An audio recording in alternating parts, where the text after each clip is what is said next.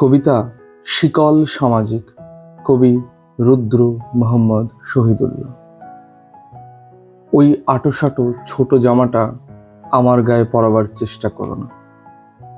আমাকে থাকতে দাও ঢিলে ঢোলা, আমাকে খোলামেলা থাকতে দাও।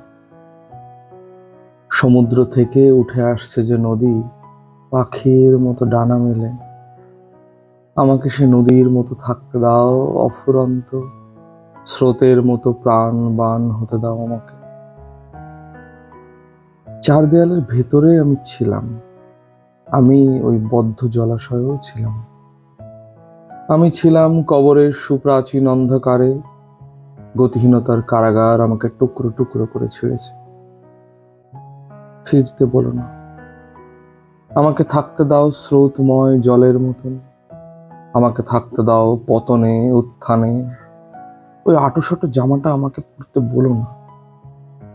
সংকীর্ণ আস্তিনে আমার বাহু দুটি আটকা পড়ে যায়, আমি পাখা মেলতে পারি না, আমি নিঃশ্বাস নিতে পারি না।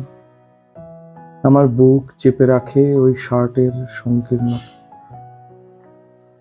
ঠিক যেমন একজোড়া বুটের নিচে দীর্ঘকাল চাপা পড়ে আছে আমাদের কাঙ্ক্ষিত জীবন, ঠিক যেমন রাইফেলের ডগায় গাঁথা বেয়নেট ফোড় ফোড় করে দিচ্ছে আমাদের স্বপ্ন।